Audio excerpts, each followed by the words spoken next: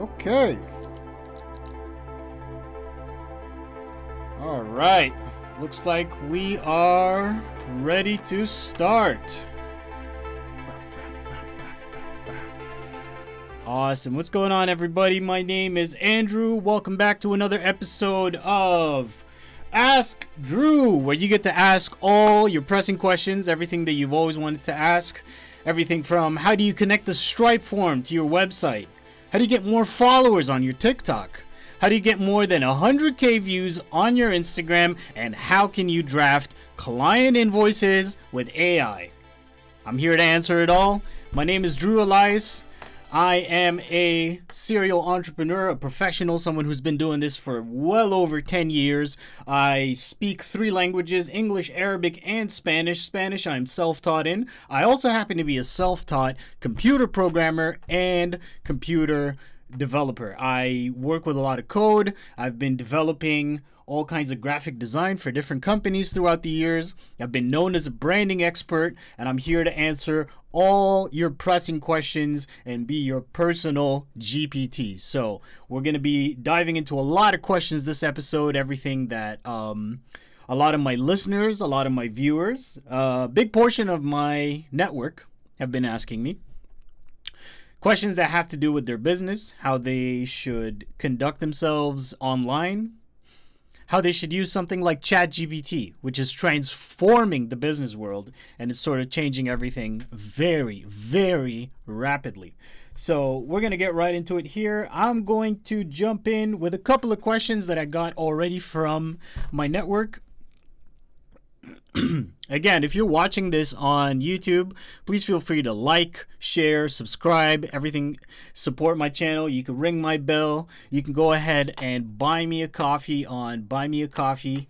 Here is the link. You can see it right there on the messaging. It's coff.ee/Ask Drew. I am fueled by coffee. That's how I do this so well.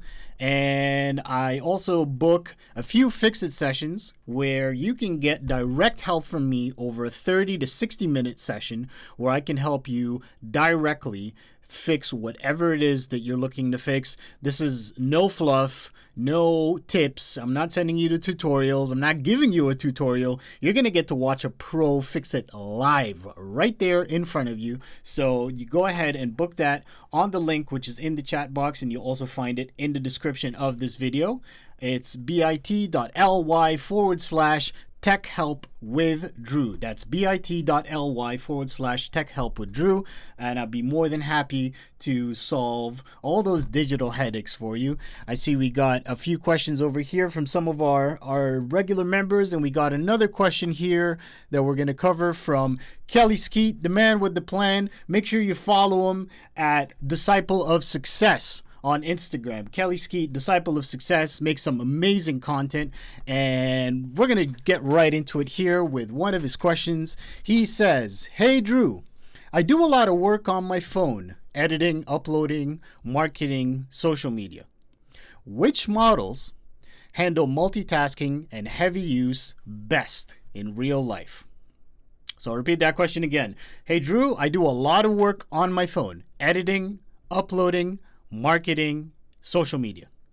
Which models handle multitasking and heavy use best in real life? So that's an excellent question from Mr. Kelly Skeete. We're going to dive right into it here. For all of you entrepreneurs and creators at home, we are going to check out how to find the best model for doing what you need to do. Now, I'm just going to go ahead and respond on the chat here. So I'm just going to ask for some clarification. So for Mr. Kelly, if you're listening, what do you mean specifically by model? Do you mean social media app? Are you talking about a specific software, or are you talking about which model in terms of AI, like ChatGPT or Claude, or are you speaking specifically about creation, something like Canva, for example? So I'll give Kelly a chance to respond to that, clarify that, and while he does that, I'm going to go ahead and jump right into it. So The very first thing that I could recommend for you guys, and this is quite an amazing time that we live in right now, because we're living in the time of vibe coding. For those of you who don't know what vibe coding is, we're going to just have a look here. This might be, possibly, I'm just thinking, this might be an opportunity for you going in the future. Everything that we do, no matter what it is going to be handled by AI. And the excellent part about vibe coding now is, back in the day, before people knew how to use HTML and CSS, you would go and hire a coder or a programmer, and that person would charge you somewhere between 10 to 20,000 to build you a very simple one-page app that doesn't function exactly how you want it to function. And when the time came for you to add different features to your app and decide to expand on it, guess what? You're going to have to pay another 10,000. And that's it's really difficult. It's hard on the wallet, so to speak. But you don't have to do that anymore, because we now live in the era of vibe coding. And here's what vibe coding is. It's essentially a software development approach that heavily relies on AI, which basically means you're building stuff with AI. So you go on chat, you say, I have an idea for an app, please build it for me. That's it. That's all you have to do. You don't have to worry about learning how to code. You don't have to worry about deployment. You don't have to worry about any of that. You can go right in there and use chat or Claude or whatever, DeepSeek even, whatever is your favorite brand or flavor of AI, that's the one that you're going to use. And you can use that to build just about any app, any website, any service that you could think of. If you're sick of paying Adobe a lot of money for Adobe Premiere, which you only probably use Premiere and you don't use all the other Adobe Suite items, you could just ask Chat to build you a video editor. And it'll do it. And the beauty about vibe coding is it functions with everything. Let me see here. I think I got a text. Okay, Mr. Kelly Skeete. I run business on my phone, editing uploads, reels, ads, all of it. What phone models are best for intense multitasking and battery life? Excellent question, Mr. Kelly. I'm going to repeat that one for you guys. Mr. Kelly's basically asking, what is the best phone that you can use as a content creator in terms of editing, in terms of uploading, in terms of reels, ads, everything you could think of, multitasking, and battery life? I think we've all been there. When you leave your house, you take your phone down to the park, and once you set up your tripod and you start filming your video, within about 2 minutes, your phone shuts down, or it overheats, or it runs out of battery, because you know how data and your phone run out of battery really quickly. So if you're doing something like a live stream, battery life is very, very important, because chances are, if you're doing your live stream outside, for example, like I'm in the studio here, it's a beautiful place. I have an excellent connection to the internet, so I'm live streaming at 1,000 miles a minute, as they say.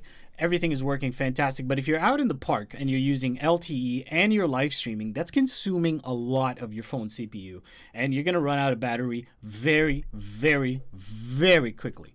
So in terms of which phone you go for, which ones you want specifically, a lot of people tend to go for the tried and true versions. A lot of people try to go for the most expensive version there is. So they think that if they buy an Apple iPhone, the latest one, whichever one it is, and they max out on the specs. Like, let's just have a look here. So Apple iPhones, you can have a look at some of the iPhones, the latest iPhones. I'm not an iPhone person. I am a Samsung person. I'm just going to come right out and say that. And I'll get into in a second just why Samsung, in my personal opinion, as a creator, it's infinitely better to iPhone. I'm going to get into that in a second. So we got iPhone 16 Pro, for example. It looks fancy, you got the titanium, you have all the beautiful lights. Apple really knows about how to sell some of this stuff to people. So it's starting, the lower versions are starting at $1449. $14.49. That's a lot of money for absolutely nothing. I'm sorry to say it, but it is true. I mean, if we're gonna go for the iPhone Pro Max, where you have a 6.9-inch display, you got a big screen, and you have all these incredible, amazing features like the camera and the battery life, etc. And I have heard that iPhone battery life is not exactly the best when it comes to this sort of thing. It's not the best when it comes to streaming. It's not the best when it comes to a lot of these features that you might want to use in terms of editing. One of the main things that I strongly dislike about Apple, and I've disliked it for many years, maybe they changed it now, is the fact that you did not have the ability to access files directly on your phone. So as far as I know, Android's always been available. You've always been able to access your files. And the reason that that's specifically important is because you might want to be able to access specific files on your phone to upload to something like Google Drive, or maybe send it as a WhatsApp or text message to somebody, and you could have a variety of different file formats and a variety of different file types that you could send off. Whereas as far as I'm concerned, iPhone does not have that compatibility. Maybe it does, maybe they updated it. I haven't used an iPhone in many years.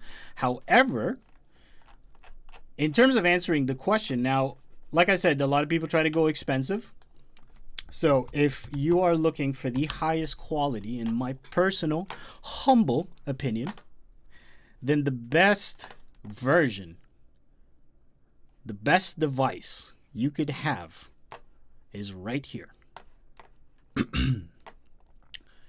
Samsung Galaxy S25. This is the exact same version. I see here, this is the S25 Ultra, so I'm just going to go down a little bit. S25 Plus, hand-sized phone. Same exact price as the Apple. In fact, if you go for the 512, it's $16.18, which is a little bit cheaper. I believe the Apple one, for the same Retina display, you're paying $1,700, something like that.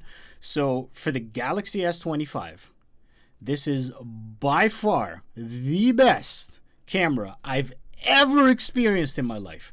It has the best streaming. It has a phenomenal battery life. Absolutely amazing, right? And the beautiful part about it is it's already, since Samsung is Android, it already functions really well with the entire Google suite of things. So you have YouTube, you got Google Gemini, which is a phenomenal, in my opinion, I think it's a really great AI that comes with the cell phone. So you have that available. You can use Gemini the same way you would use ChatGPT, kind of like a assistant, which is actually one of the questions that I received also from another one of our viewers. I'm going to get into that just after this. But to keep the answer simple, Mr. Kelly, I would recommend the Galaxy S25. This is the best, hands down, best phone you could have as a content creator, as a video maker, as a dream chaser, all of it. It's the best. So I hope that answers your question. In terms of multitasking, like I said, in terms of multitasking and battery life, it is the best. One little tip I'll show you. This one goes out to all my techie friends. The beautiful thing about Android, and again, I haven't used Apple, but I highly doubt that they have this feature, because this is cutting edge stuff we're talking about here. So what I have here is I pulled up my YouTube. So you can see that right there. I pulled up my YouTube, right? And let's say as I have my YouTube here, or let's say, for example, I've turned on my video camera, right? So I have my video camera right there. And let's say I have a script, for example. I need to read a script. So I know that the camera is right up here. I want to have a script right over here, because I'm going to be reading while I'm dealing with my video, right? And let's say, for example, since you're a multitasker, you're a business owner, you wrote a script on your notepad, or you wrote it out on ChatGPT. Here's what you do. So we're going to go ahead and we're going to open ChatGPT, for example. Okay.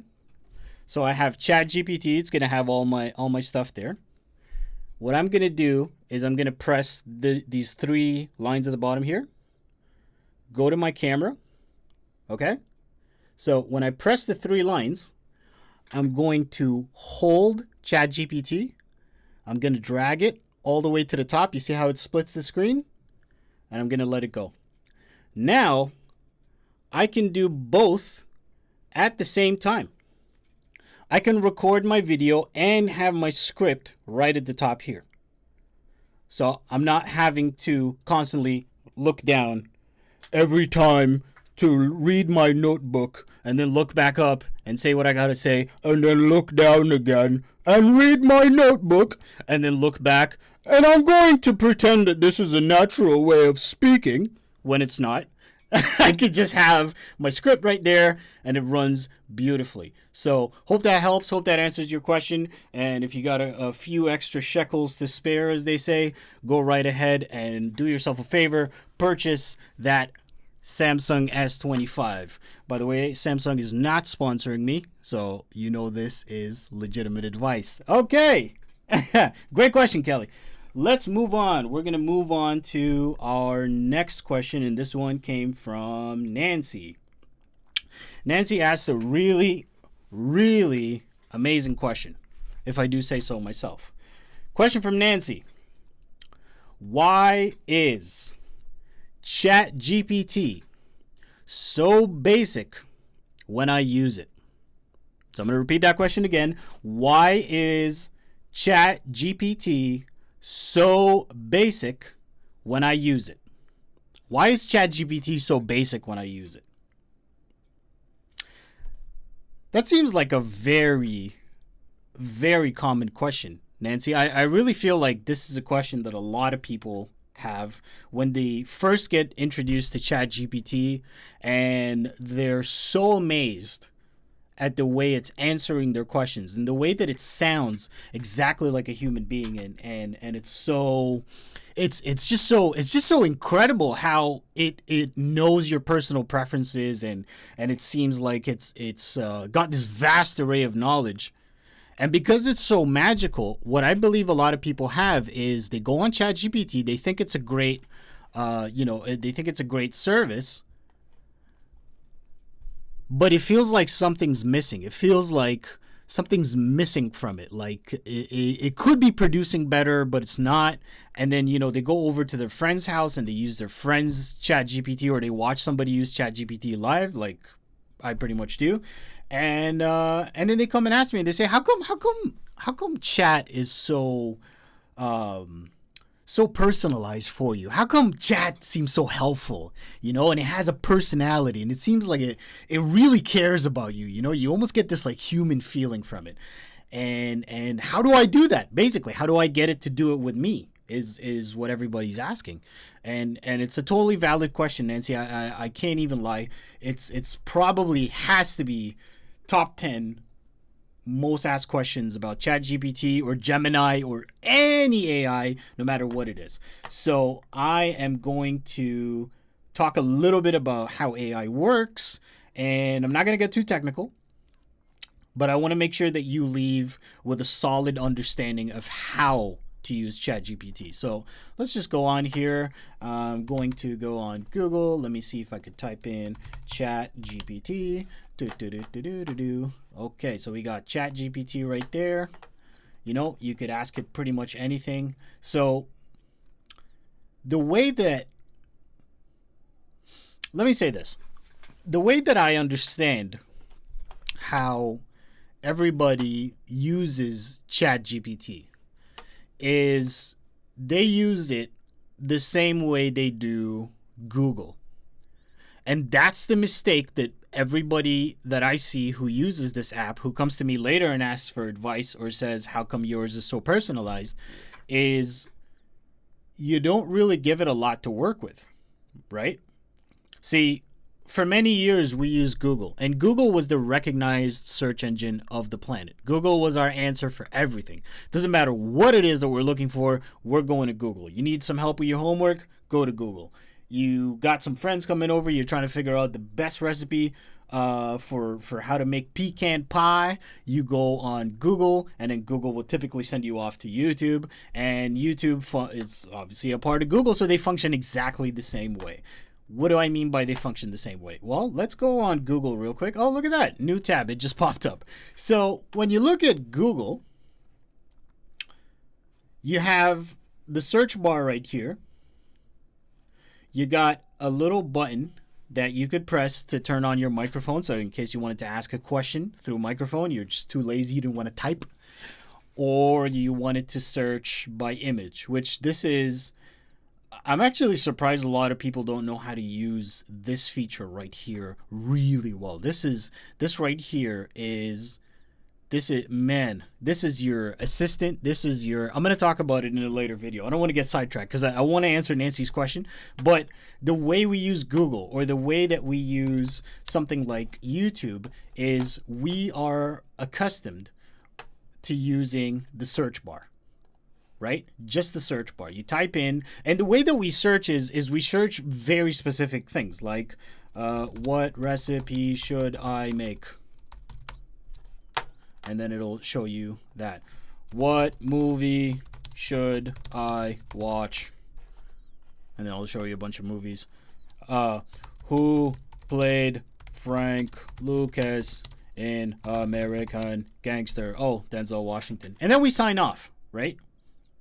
Google is used specifically to give you straightforward answers. And that's why we ask questions in a straightforward manner.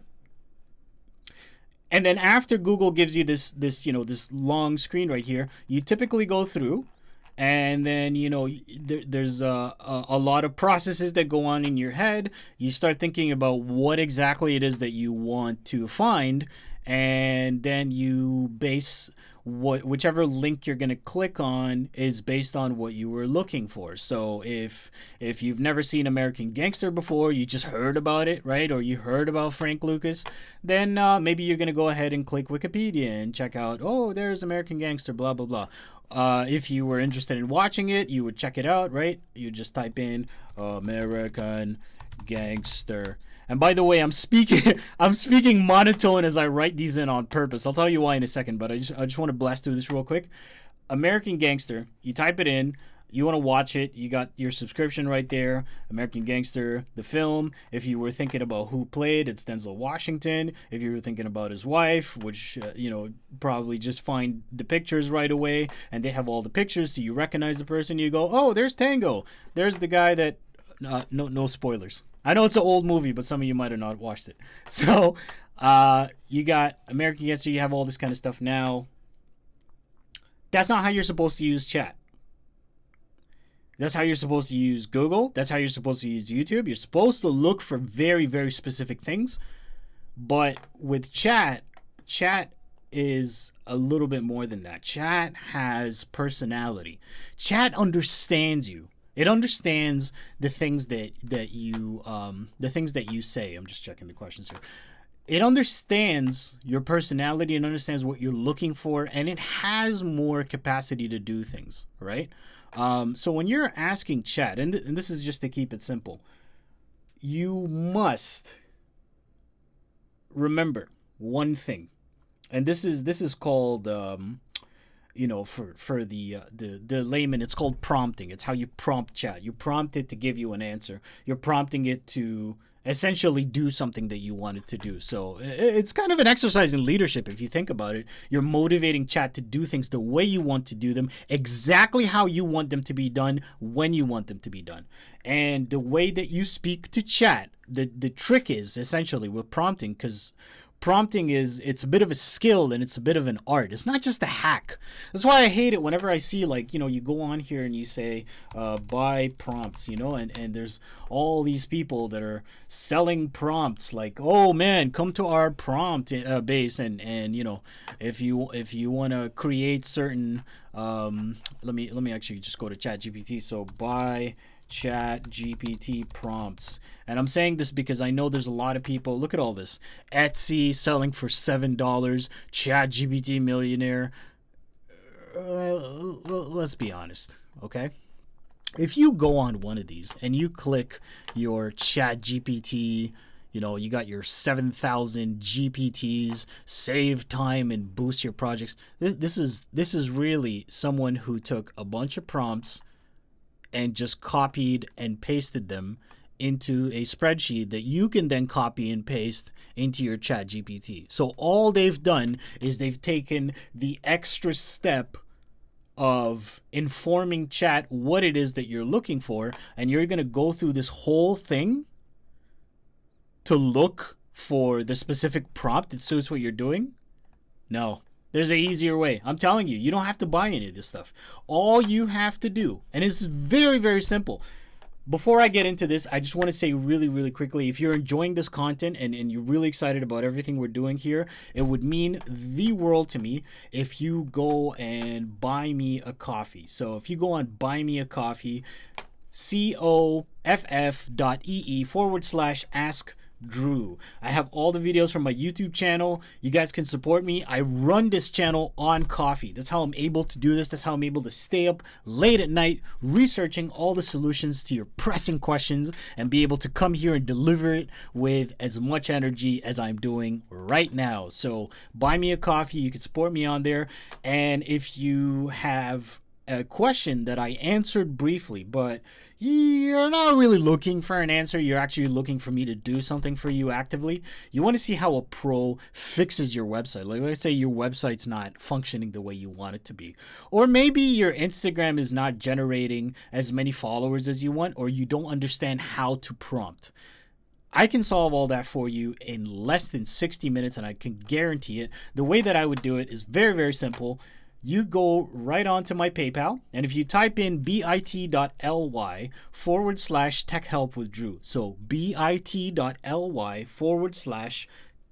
help with Drew, you get a 30 to 60 minute help session where instead of doing this live for everybody like I do, I'm going to do this session specifically for you, and I'm going to fix your problem live right there in front of you, which means, and if you think about this, I'm not fixing something that you then have to wait for me to deliver it in a week, and then you come back and you say, I don't know if I like it. No, you're learning as I'm doing it for you. You're watching me do it live. You're throwing in your suggestions like, I don't like the logo with the color blue. I want it to be red. No problem, sir. I can go right ahead and fix it into red, and it's on your way. It's on your time, and I can do just about anything you could think of, from fixing websites, setting up a landing page for your customers or an online form, bookkeeping or workflow advice, especially for Airbnb and realtors. By the way, I used to be a bookkeeper before I was a serial entrepreneur.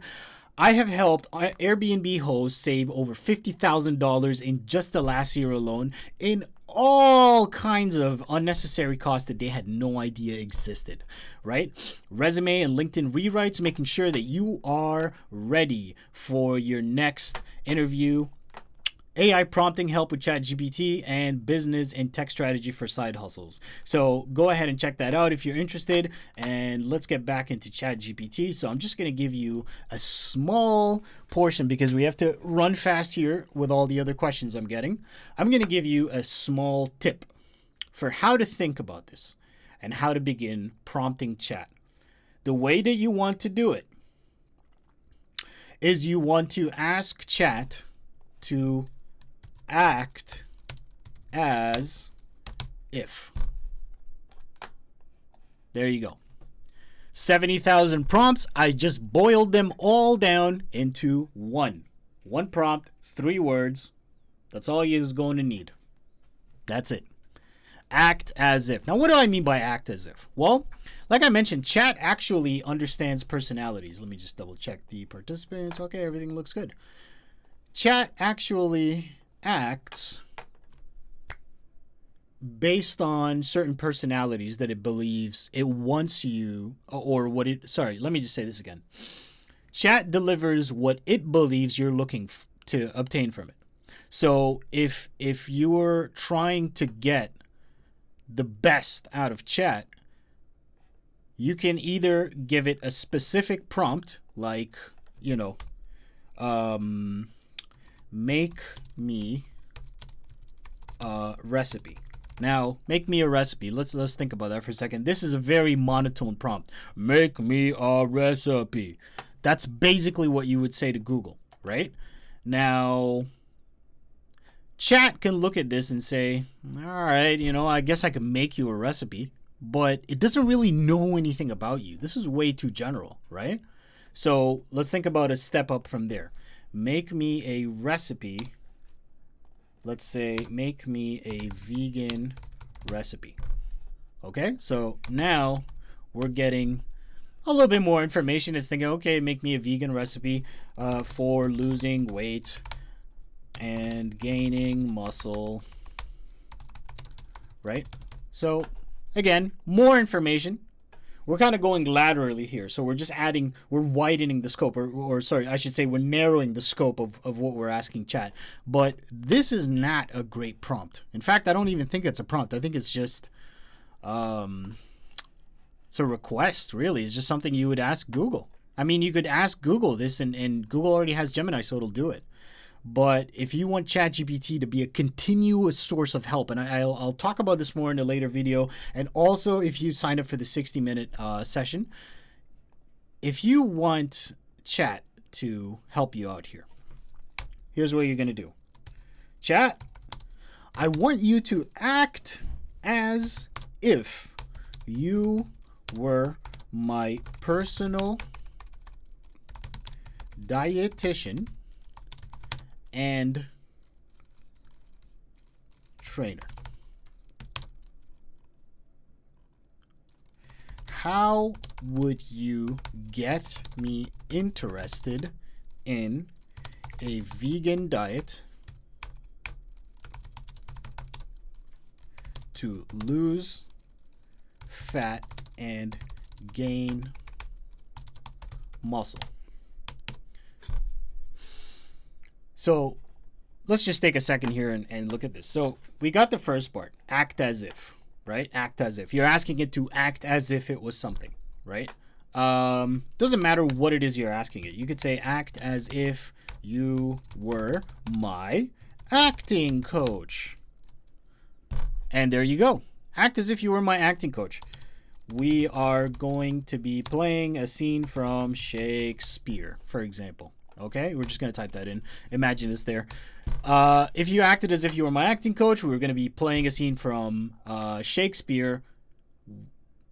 You don't have to tell Chat what to do. It'll automatically know. It'll assume the role of an acting coach, which is a very varied role, knowing what it needs to know about you to be able to train you. Okay? When you go to train, doesn't matter where it is. If you're getting a business coach, if you're getting an acting coach, if you're getting a voice coach, you don't go to your voice coach and say, make my voice better. It doesn't work that way, right? Or make my voice less ugly. You don't even know what you're asking. You would go over to an acting coach and you would say, I don't really like my voice. That's about as vague as you could possibly be, right? And your acting coach, because of his years of experience and years of studying the field, would be able to look at your voice and say, okay, your voice is lacking in tonality, it's lacking in melody, it's not going up and down and all around, and you don't have a good pace. You're not breathing properly. These are a lot of things that he or she, have researched over the years and understand about coaching. So they will be able to provide this for you, and not only just load you with a lot of information, which is what Google is if you think about it, right? Like if I ask Google, how do I improve my voice, right? And Google, if you look at it, it'll show you a bunch of different things. There's YouTube videos of people explaining it, right? You might see research, so like, okay, taking care of your voice. Oh, look at this. The voice is comprised of the trachea, air from the lungs, lips, tongue, and nasal cavity. The sound of your voice is produced by vibration of the vocal cords. This is not something that's interesting. It's not something that we care about, right? It doesn't help you in any way. It's just an overload of information. So your coach basically takes all of this. They've already learned everything about it. And they say, okay, looking at you, the way that you're speaking, I can tell automatically that your problem lies somewhere in the lips. Maybe you're not opening your lips too much. It probably lies in your nasal cavity. Maybe you're not breathing. Your nose probably is closed up. Your larynx, also known as your voice box, is not coming down as you speak. So it could be a variety of things. They have to narrow it down and figure it out for you. So with Chat has access to a whole variety of different information, and then it'll take that, narrow it down specifically into what you want, and then deliver the answer to you. So in here, I asked, how would you get me interested in a vegan diet to lose fat and gain muscle? Let's say I've never eaten a vegan diet, which I haven't. I don't know if I would even be interested in such a thing. So maybe Chat would need to tell me that. And as a trainer, I'm telling it that my focus is not just losing fat, but also gaining muscle. So what that means is Chat will not say, do not eat, legumes have a very low protein content and they're not great when it comes to gaining muscle. It'll just focus on what I need, right? Whatever that is. I don't know. Maybe it's broccoli, maybe it's spinach, whatever. But I would just ask it a specific question like that. So act as if you were my personal dietitian and trainer. And that sets it up so that going forward and in the future, it knows what I'm going to ask it. It knows how to interact with me. It knows what my desires are. It knows exactly what I'm asking from it. And it won't really stray too much from this kind of questioning line. Okay, so I'm just going to go ahead, hit yes. And look at that. Absolutely. Other person says, you're probably, look at this. Look at how amazing this is. Look at that. This is incredible, is it not? Look, results-focused framing, fat loss, hormonal health and recovery. And it even tells you you'll feel lighter, recover faster, and still get jacked. How did it know that this is the way it should talk to me? If I had just asked it, make me a vegan diet, it would just give me a vegan diet. It would just be bland, here you go. But instead, it's selling me on a vegan diet, right? No bland salads required. I hate salad. And I want to get jacked. Every guy wants to get jacked. And I want to feel lighter. That's the whole idea of eating vegetables. I think everybody thinks about that. Thinks about recovering faster, So you don't eat a big steak and you're like, oh God, I just want to sleep. This is how you interact with Chat. And look at this. I'm going to make it practical and oh my God. I already feel like it cares about me. I'm talking to an AI here and I feel like it's a person that cares about me. Do you understand? Tofu stir fry with quinoa and peanut sauce. I had quinoa once. It's the most horrid thing I've ever eaten. I'm sorry if some of you out there love quinoa. I hate it. I think it sounds weird. Quinoa. Who the hell eats that? And you got tofu stir fry with quinoa and peanut sauce. And I'm looking at this like, wow, that sounds pretty great. Because it's practical and delicious. Look at that. It said no rabbit food here.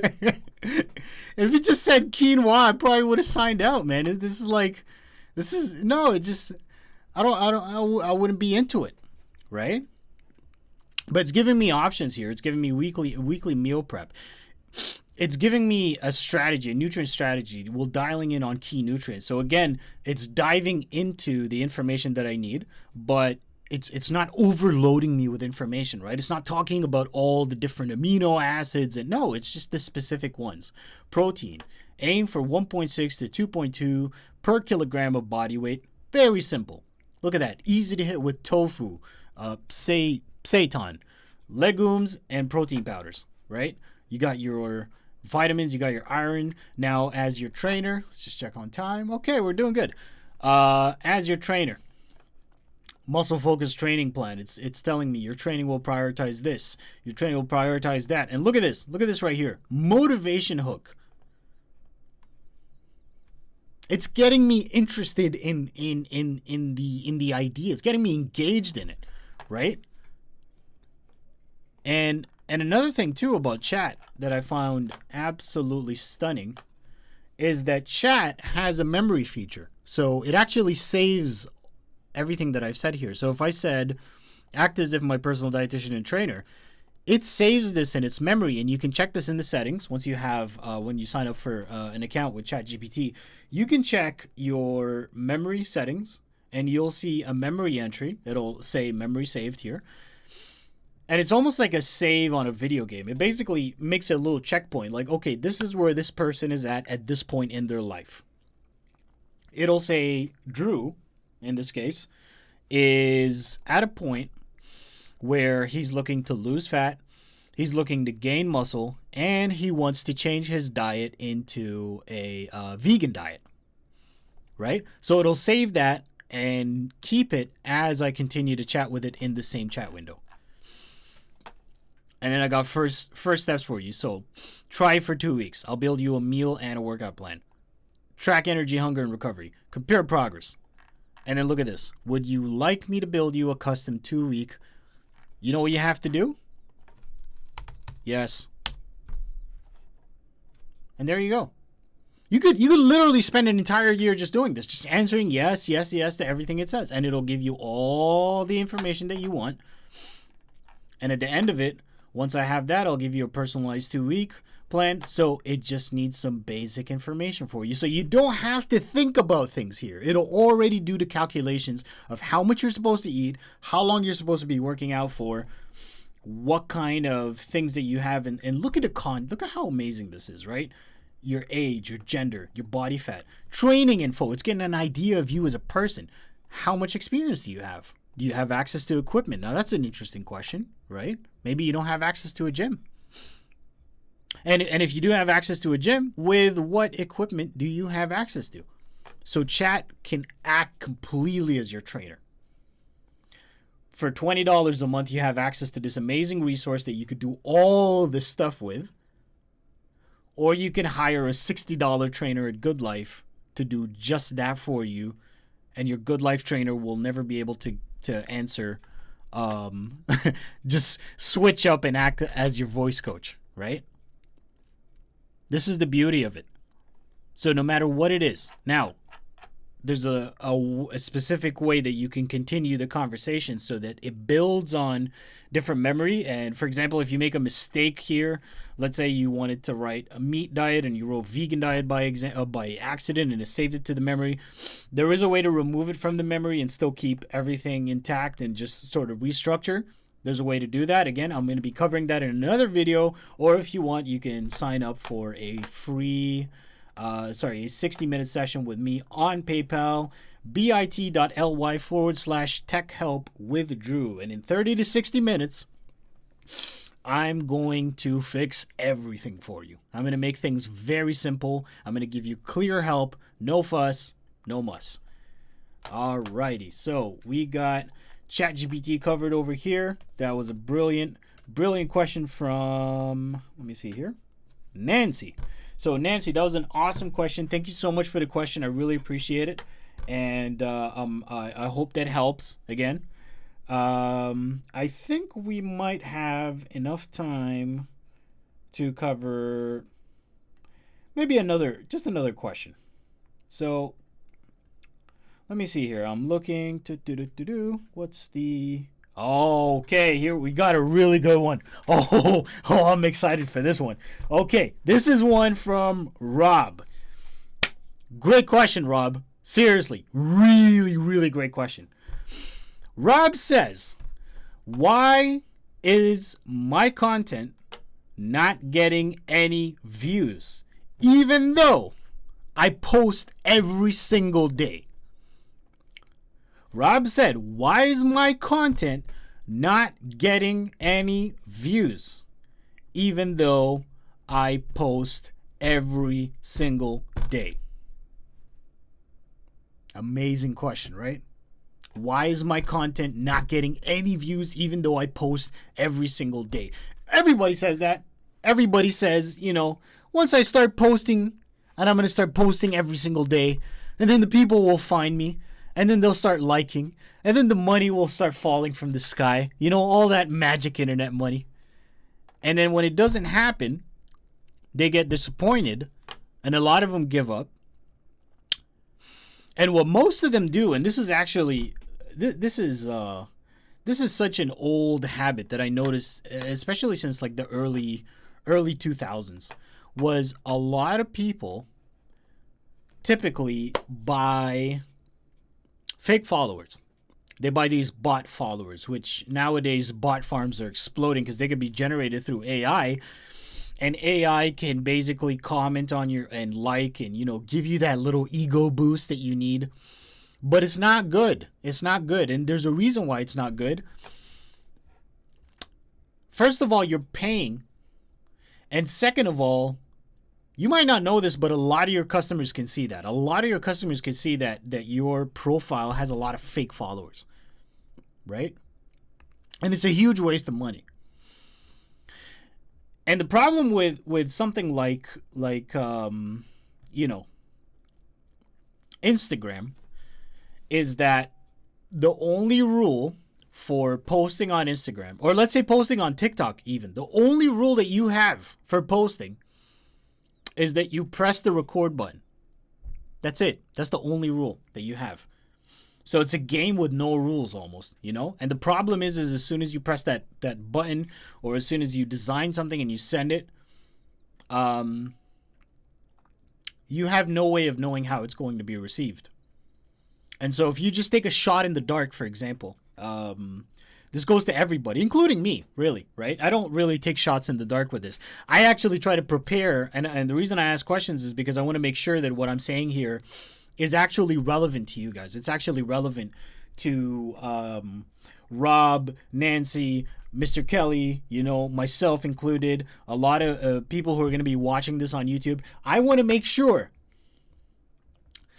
that what I'm saying here is going to be relevant and is going to be helpful. That's the key part. I want to make sure that what you do on Instagram builds followers, adds to your engagement, adds to your viewership, and most importantly, and this is the part that everybody forgets, converts your viewers into customers. I think I need to repeat that. The point of Instagram is to convert your viewers into money. Money has to come in to you, your business, yourself, your person, whatever you want to say.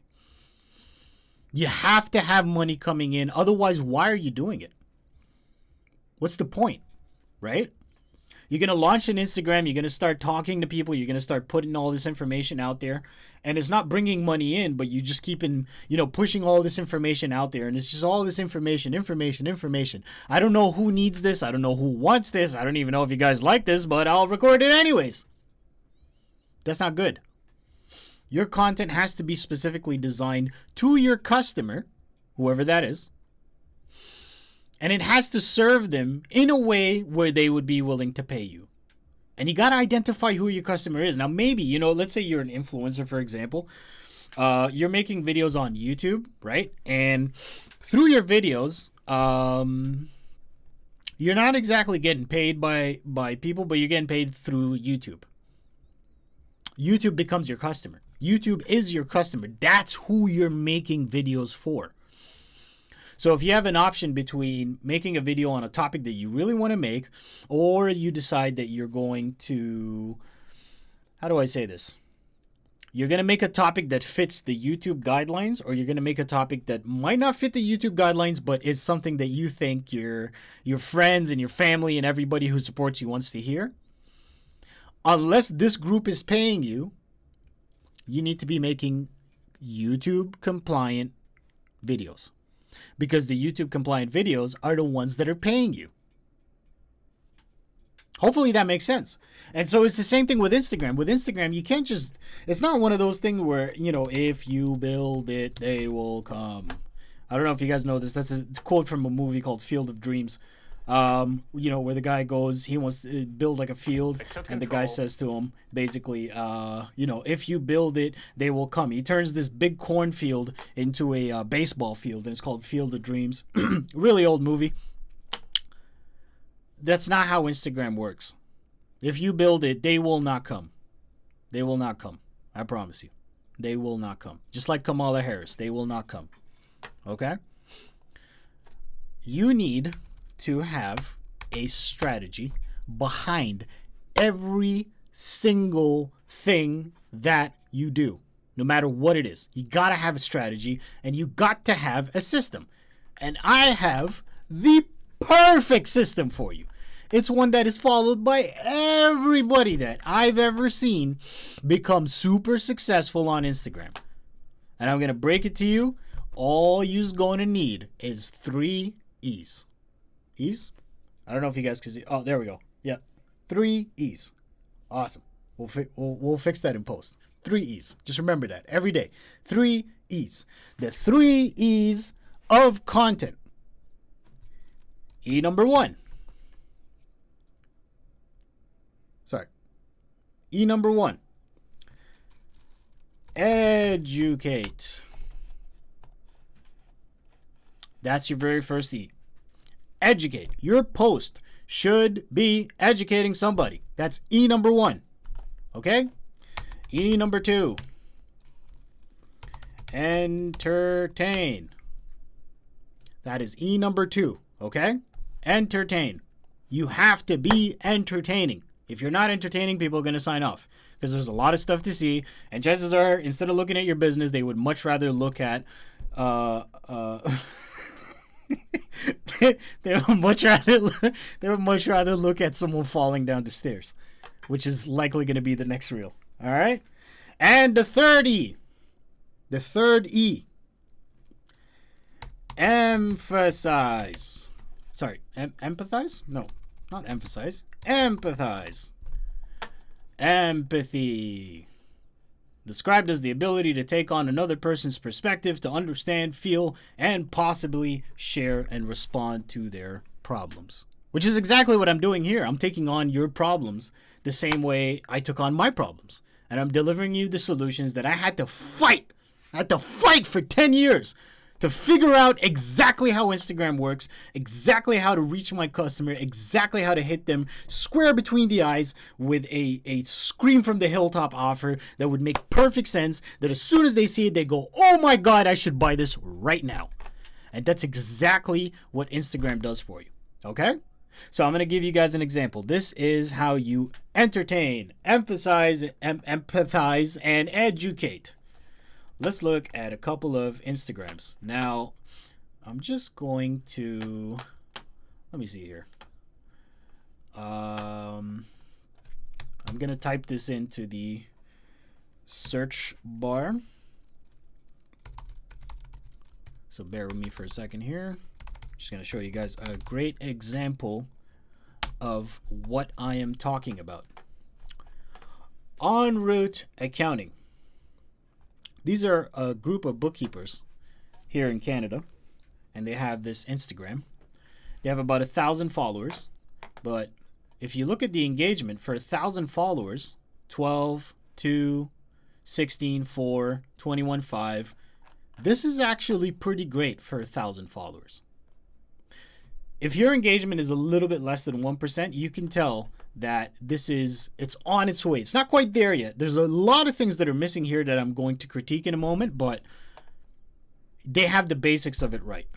It's entertaining, right? So you have all these fun, you got people laughing, all this talk. It's very suitable to their brand. Look how happy they look. They don't even look like bookkeepers. They look like event promoters, right? Look at that. What do you actually gain when you stop doing your own bookkeeping? And they have it in a very, very simple method, right? So you're going from video, so that captured your attention. You're like, oh, look at all the writing, look at all the, send receipts, en route. Education, very, very simple. Bookkeeping isn't just another to-do list item. It's a task that weighs on you mentally, emotionally, and energetically. You put it off. You dread it. Moving on. Because when you're no longer the one doing your bookkeeping each month, here's what you actually gain. More time, accurate financials. So you're educating here. You're educating people about what bookkeeping really is. Because bookkeeping sounds like, you're keeping my books. Who cares? But this is actually now making it, this is the point. When you're thinking about empathy, what empathy is what it really means, it's best encapsulated by a quote from Ray Liotta when he said, all business starts with one question and one question only. What is in it for me? That's the only thing anybody ever cares about, no matter what.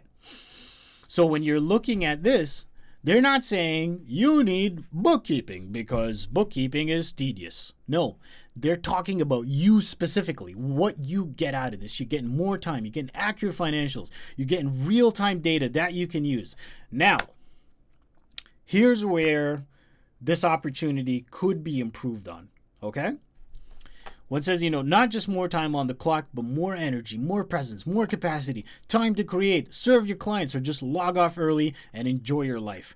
That's perfect. That's filled with empathy, right? Real-time data that you can use.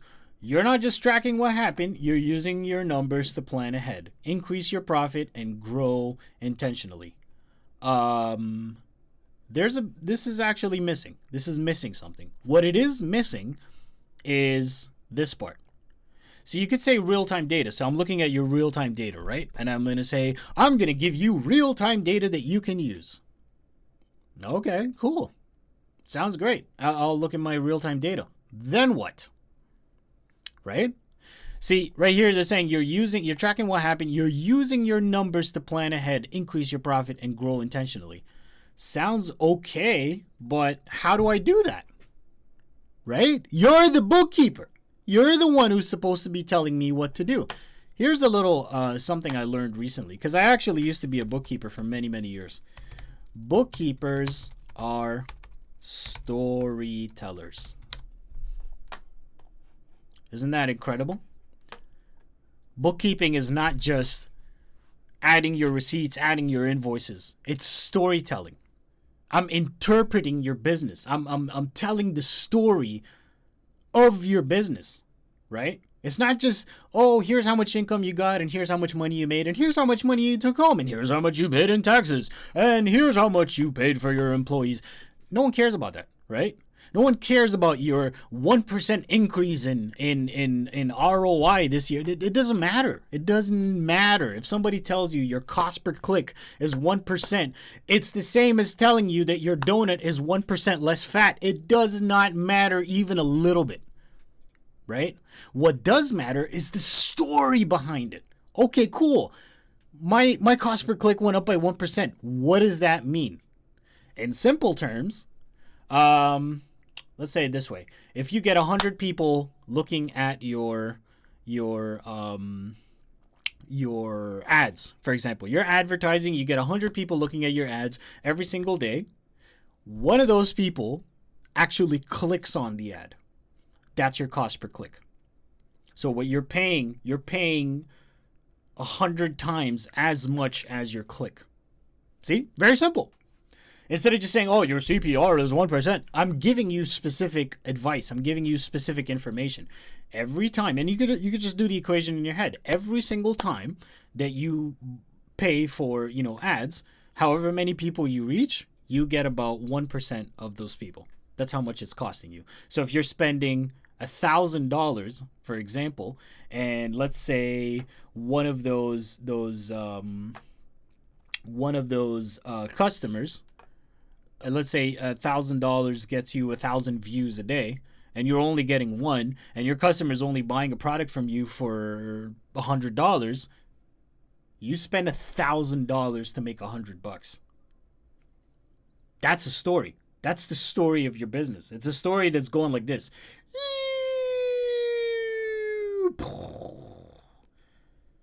Overspending money on ads, getting absolutely nothing in return. Okay? So when you say stuff like real-time data you can use, it would be better to say real advice that will help you improve your business today. Or, even better way, hidden insights that will dramatically change your business. And then in the description, we're going to be with you every step of the way.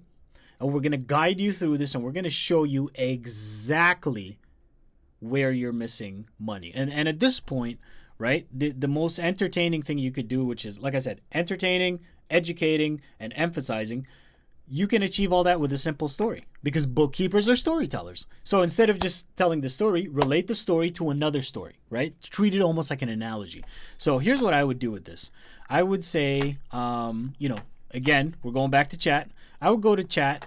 I would refresh it, start a new chat window. I would say to chat, act as if you were my Instagram coach. Aha, see that? Please give me a story about how I uncovered hidden insights from my clients' data and saved them thousands of dollars a day. Granted that this is a true story, of course. Don't just make this stuff up, right? I am a bookkeeper.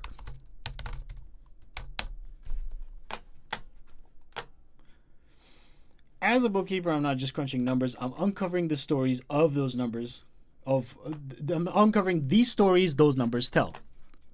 Recently, I noticed some unusual patterns in a client's expense reports. Now, if you look at that, that looks like the beginning of a story. So it's entertaining. It's hooking somebody. It's like, ooh, there's a story there.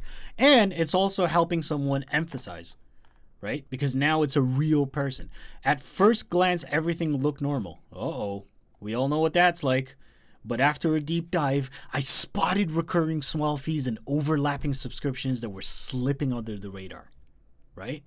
This person was not even aware of it. So that kind of brings the story down. And then look at this. Look what happens. By catching these hidden costs, I help my client cut unnecessary spending, saving them thousands of dollars per day. That's the power of detailed bookkeeping and data analysis. It's not just about keeping track. It's about driving real business growth. And then call to action, want me to help you uncover your own hidden savings? DM me and let's chat. Tell me you wouldn't buy that right then and there. You know what I'm saying? These hidden costs that could be sinking your business, and I say this as an expert, I say this as someone who's seen hidden costs run Airbnbs into the ground. When you have an Airbnb host, as an Airbnb host, you have to be very, very careful about where your money's going, right? You have to be very, very careful because there's all these little hidden costs that you don't really pay attention to. And all these missed opportunities that you didn't even know that you could write these things off on your taxes, right? You don't realize that your cleaning company that you hired through a friend is overcharging you like crazy. You don't realize that the metric scanner that you bought on Google, the app that told you it could help you understand, data analysis and figure out where you're missing opportunities. It's costing you a lot of money for something that you don't need. Something that a bookkeeper could do for you probably in less than $300 a month. That's what a bookkeeper is. It's not just someone who enters your receipts in and pa. No. It's more than that. A bookkeeper is someone who guides you through the process of figuring out how to make sure your business survives. Absolutely. 100%. And if you're not sure where to start with that, you happen to be in luck because you're looking at an experienced bookkeeper who's worked with a lot of realtors over the years. And if you want, in 60 minutes, I can look at your entire business and guarantee you I will sort every single one of your processes out so that you can see exactly where these hidden costs are. And you could see exactly what to say to ChatGPT to help you figure out how to do your bookkeeping and also if you should hire a bookkeeper. And again, this advice comes straight from me. It's direct. There's no fluff there included. Everything is going to be sorted out. I can help you if you go to bit.ly/Let's Ask Drew. Go ahead and buy a 30 to 60 minute help session with me. Again, you pay what you can, anywhere from $25 to $50 to $100, and I will personally help you figure out your bookkeeping and your workflow. And by workflow, I'm talking about your spreadsheets. I'm talking about your QuickBooks. I'm talking about everything in between. Whether you're using PayPal or whether you're using Interac, we're going to help you get it all sorted out. You're going to get clear answers or solutions, screen share if needed so that you could see what you're doing and you could watch a pro in action. I always try to be entertaining, and a lot of people love to watch me work. But if you would just much rather I do it for you, then that's okay too. And the best part is no upsells. I'm not selling you bookkeeping. I'm not doing that. I'm selling you a one-time solution that fixes everything. All right? I believe in cures. I don't really like the idea of this, overtime kind of billing and fixing things. And no, there's ways to solve things right now. Right now, in 60 minutes, solved. Period. That's what I believe in. So if you're interested in that, go right ahead, sign up for a 30 to 60 minute help session with me at bit.ly/tech help with Drew. And again, if you're enjoying the show, go right ahead to my coffee. Buy me a coffee. Buy me a coffee, please. I need coffee. COFF.ee/ask Drew. Buy me a coffee. I would be more than appreciative. And that way I can continue to deliver this to the rest of this audience, to the rest of you guys, and help you all out. And that's all I got to say about that. So we're going to go back into Instagram and we're going to keep reading. So clarity, confidence, stop making decisions from a place of fear, start leading your business like the CEO that you are. Beautiful, right? Paints a picture. Very, very, it's very beautifully put. Peace of mind. No more lying awake wondering if you missed something. Bam! Empathy. That's what empathy looks like. I can tell what you're doing at night. You're lying down awake like, oh my God, man, how much money am I losing? Right? That's how your Instagram posts should be tailored. They should be tailored that way. So every time you make an Instagram post, you should always ask yourself 3 questions. Okay? Am I educating my consumers? Am I educating my followers? Am I giving them something new to learn? Am I being empathetic? Am I empathizing? Am I being, how do you say, listening to them? Am I getting into their shoes? And the last bit, entertain. Am I fun? Right? Am I being funny? Am I entertaining? Is this something that someone goes, oh my God, he just posted? Wonderful. That's what I want to do. That's exactly what I want to do. Okay? So those are all 3 of my tips for Instagram. Listen, I get that outsourcing can feel like a leap, but what do you get on the other side? That's where the magic happens. DM me books if you're ready to let go of the stress and finally feel in control of your finances. So again, En Route Accounting, really, really beautiful pictures, high quality. I love it. I really do. I really love this. I just feel like there's a couple of things that could be fixed here and there, but otherwise, totally awesome.